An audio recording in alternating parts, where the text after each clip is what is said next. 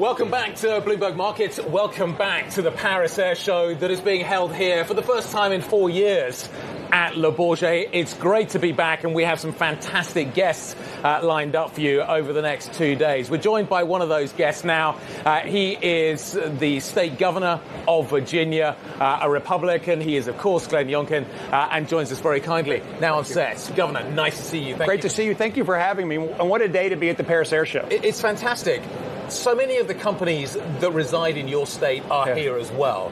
What's the secret sauce that has brought so many of these businesses into your state over the last few years? What have you been doing? How have you turned Virginia into the aerospace state? Well, first and foremost, we opened Virginia for business. And when you lower taxes and reduce regulations and go recruit companies to come to Virginia, they at least want to talk to you. But we've been focused on workforce development. We've been focused on streamlining regulations. We've been focused on making it easier to do business through our transportation and export capabilities, through our port.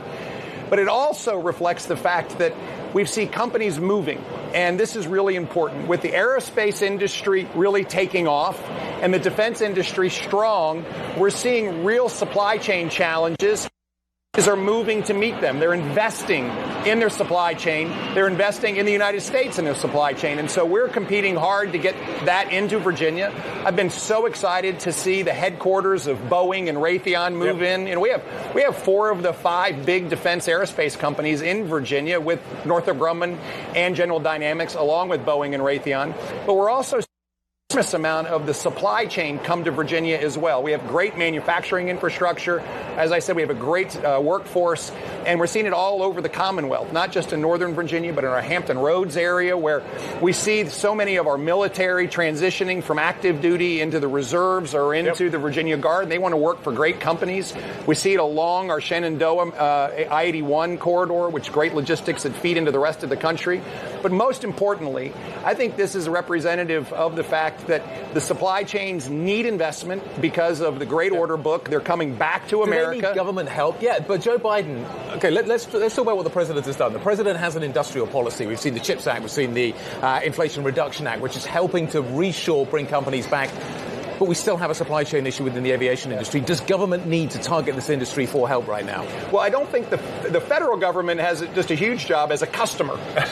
And that's through the defense industry and our intelligence sector. But as a state governor, I have a huge job to make sure that we're partnering with companies to create that workforce. Talent development is huge.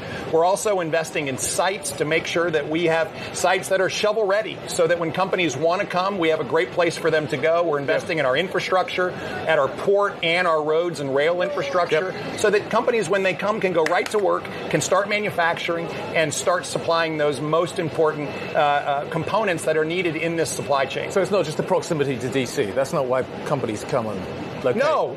I will say that being close to the customer is really important. I mean, we've got the Pentagon and the entire intelligence infrastructure in Northern Virginia, but we also have the largest naval base in the world in Norfolk and Quantico, and a huge presence from the Army as well. And so this is an opportunity for us to have proximity, yes, to D.C., but also proximity to the operations of our military.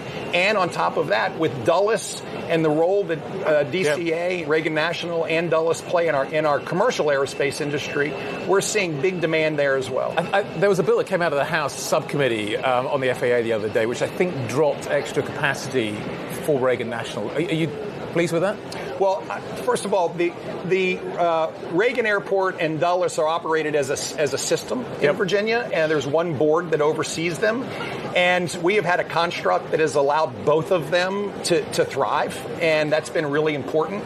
And so I'm very happy with the current construct. I think there's still some work going on back and forth, but I've been clear. I think the current construct works for both Reagan and Dulles, and we're seeing both areas really build into that, and I hope they keep it the same. Reagan National, named after, obviously, the former president. I have to ask you the question that everybody is asking at the moment. Do you think we'll ever see a Youngkin National Airport? Do you think we'll ever see one named after President Youngkin? I hope not. Really? Yeah, the reality, of course, is that you're not running. Are you going to make that decision soon? Because everybody's waiting for you to make that decision. Well, it's a humbling thing for people to even ask me about. Honestly, I'm new to this, and I had a 30-year business career. This is not the first time I've been to the Paris Air Show. You were the co-CEO of Carlisle. It's the first time I've been here as a governor, and it's pretty exciting to be here in that capacity. We've got a lot of work to do in Virginia, and we have elections this year. I've got our state elections this year, our midterms. We've got to win them. So I'm very focused on Virginia. I hear what you're saying, but there's an election next year. And we're all wondering by November whose hats are going to be in the ring. Are you saying you haven't made a decision yet? Are you saying I'm not doing it? Where are we in that journey? I'm not asking you. You're not going to announce on air with me today on Bloomberg, but tell me if it is a job that at some point you might be interested in. Maybe not this time, maybe further down the road. Well, I think the first thing I know is I've never gotten a promotion without doing a great job in the one that I've got. Right.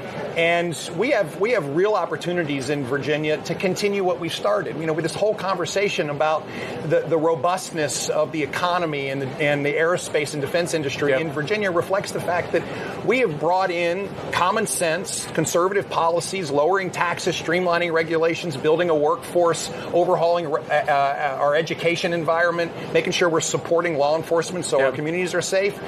I'm humbled the fact that the rest of the country is watching and likes it, because I think this is a moment for us in Virginia to really prove, as a proof positive, that we can take a state that was run by the other party and I didn't think it was being run hugely well, and we can step in and change the direction. And Virginia is doing so well. We have a 10-year high in labor participation. We have a 50-year high in our workforce. We all of a sudden see 175,000 jobs that have been created since we came in, which is at a record pace.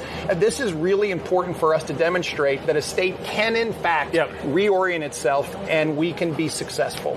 If not you, what kind of a leader does the Republican Party need right now?